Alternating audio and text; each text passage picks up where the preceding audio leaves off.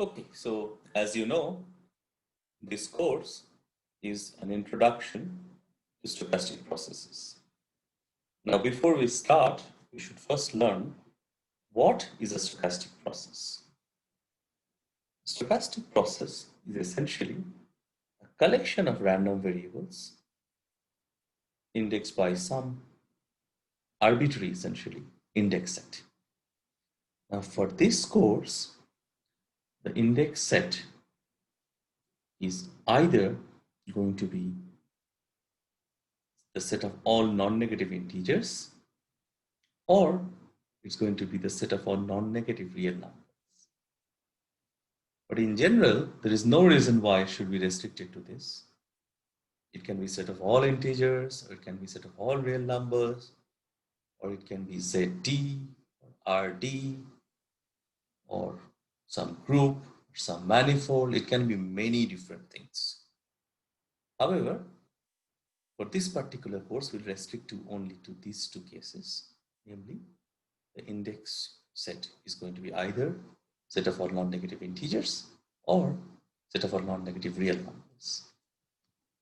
We'll call the stochastic process xt a discrete parameter stochastic process, also known as a discrete time stochastic process, when the index set is going to be discrete, which for the purpose of this lecture means T is going to be the set of all possible non-negative integers.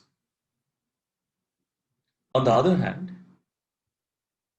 if this T is a continuous set, then we'll call xt a continuous parameter stochastic process. Or alternatively, we'll call it a continuous time stochastic process.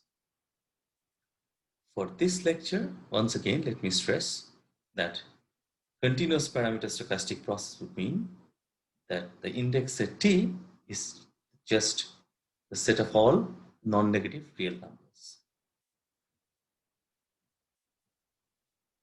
Now, what we'll be interested in a stochastic process is called the finite dimensional distributions. Now, what does it mean? It means if you take a collection of points t1, t2 up to tk from this index set, then for us, it would be interesting to study the joint distribution of the random vector xt1, xt2 up to xtk.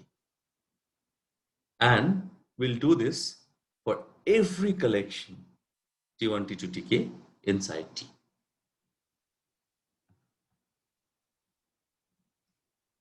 Now, this course will start from homogeneous Poisson process on positive real numbers.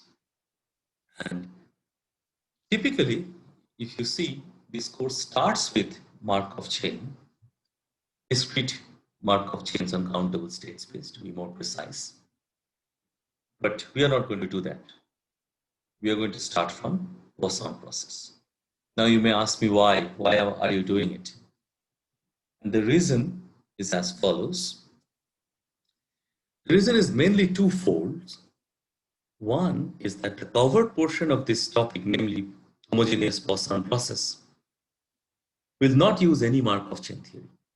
There's one point where in one of the exercises, I'll use Markov property, but I'm going to state it from scratch. So therefore, no theory on Markov chains would be useful for us. On the other hand, this would be a very nice revision of probability 1 and 2 that you have learned. I'll be using many of the concepts of probability 1 and probability 2 that actually I happen to have taught you in those courses. And therefore, pedagogically, it will be a very good topic to start. More precisely, we are going to need topics like Poisson distribution, exponential distribution, gamma distribution, joint and conditional distributions, change of density formula, etc. Okay, so these are the topics that we will be using. So my advice to you would be, if possible, try to revise these topics a bit from your lecture notes. However, it's not mandatory. I'm trying my best to make this course as self-contained as possible. Therefore, all the concepts will be quickly reintroduced in this course. However, revision will definitely help.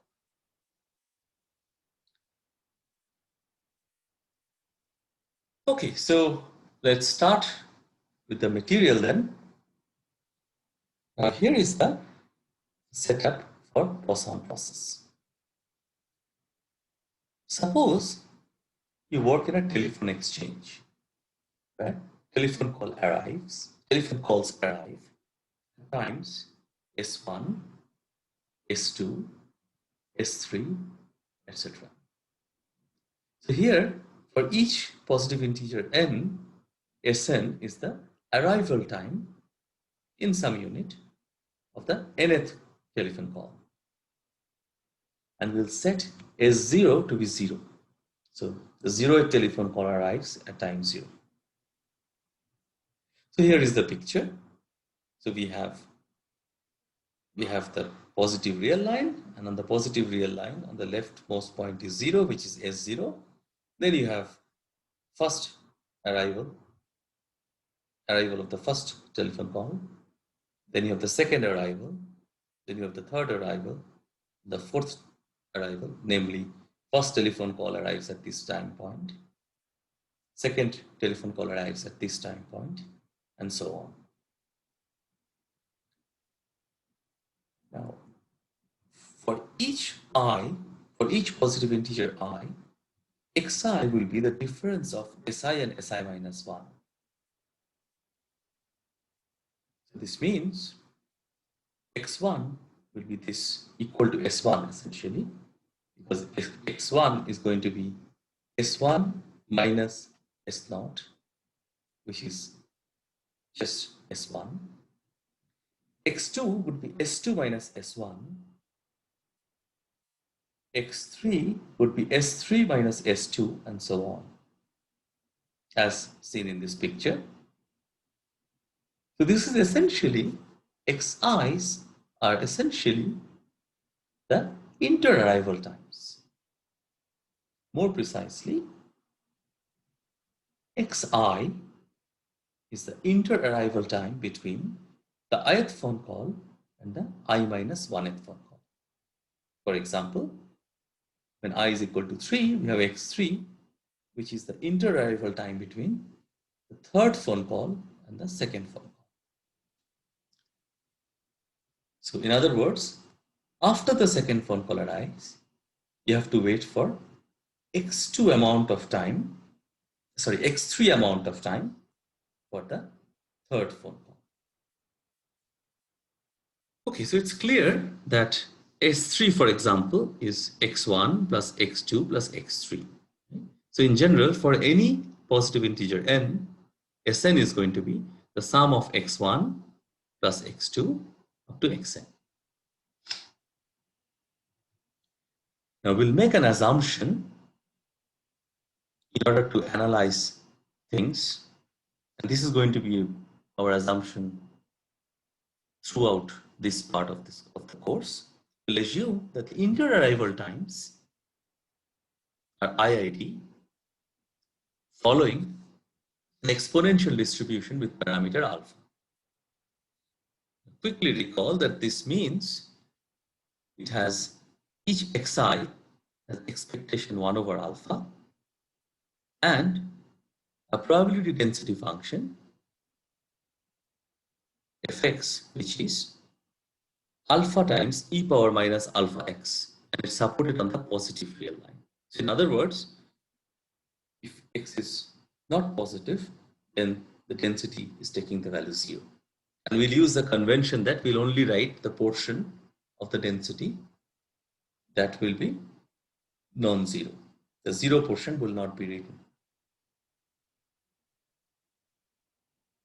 And we'll also use the convention that whenever the random variable is x, I'll use fxx to write the density of x, a density of x. As we know, density is not unique.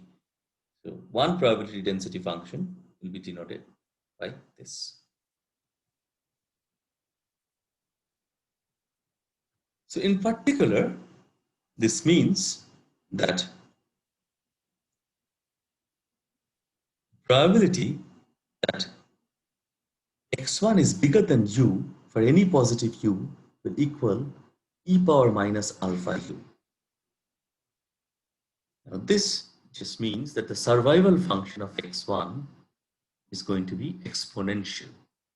The tail of x1, the right tail of x1, okay, as I taught you in probability theory 2, is decaying to 0 exponentially. That's what this means. It's exact exponential in this case, e power minus alpha u. This equation will be very useful in this course, as we will see.